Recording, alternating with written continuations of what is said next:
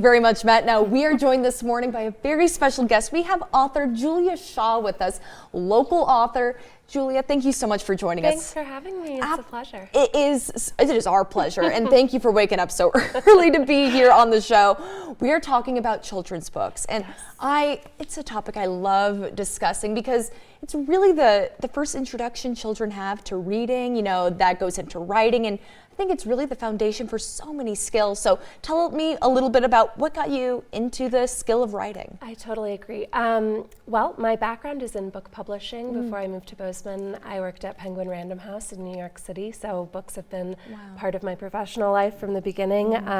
Now I have two small children, a 5-year-old who's just on the brink of full literacy, which is so fun to watch, and a 2-year-old.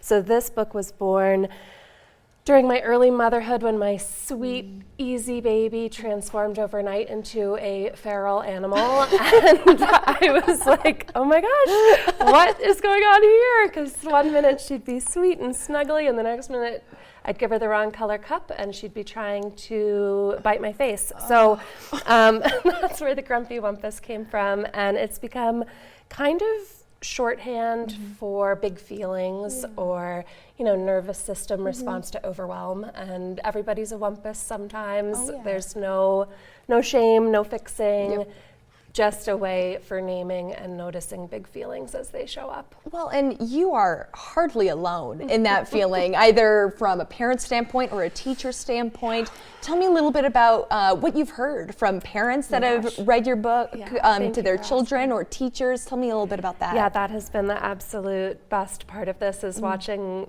sort of my secret language infiltrate other families and homes. And parents have texted me, oh my gosh, my toddler has started calling her brother a Grumpy Wumpus when he's having a tantrum. Or, oh, my toddler came and told her nanny I was being a wumpus at the airport, and she was.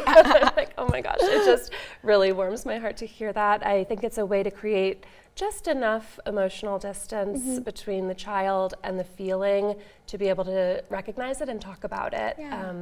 And just opening up that dialogue is so helpful. And I did bring props. It's turning into kind of a social emotional learning or an art therapy tool, I guess. I have coloring pages, I have needle felted wumpuses, I have air dry clay wumpuses that you can paint. And yeah, I've been playing with my daughters, you know, what color is your wumpus today? And my 5-year-old will say, mine's yellow, it's excited, and my babysitter's coming. And the 2-year-old will say, mine's red. And you know, she gets, and I say, oh, can you move like your wumpus would? Can you make a face like your wumpus would make? So yeah, it's been really fun. Well, and tell me why, in your opinion, why you think it's so important for kids to have this language, to be able to, you know, express their feelings in maybe a way that might be a little too complex for them at the moment. Totally. Well, it's hard for me to answer that without getting a little bit personal. I spent the last year in treatment for cancer. So big feelings really crashed through the door of our family home. And it was really important to me that the girls be able to have words to put around what they were observing and feeling. You know, they can sense a shift. Kids are so sensitive. So just being able to talk about that, and you know, mommy's a wumpus. Mommy's a wumpus a lot of the times, and the wumpus sometimes can't get out of bed. So yeah, it's been really useful in our house. Well, thank you so much for sharing that. And I mean, thank you for coming on the show. We can't thank you enough. Where can folks pick up the Grumpy Wumpus if maybe they're interested? Yeah, it is on Amazon. It's also available through Ingram and hardcover. I'm in conversation with a couple of local stores, so maybe they'll watch this and decide to pick it up. How awesome would that be? Yeah. I'll also be at the Emerson Art Walks this summer. Oh, lovely.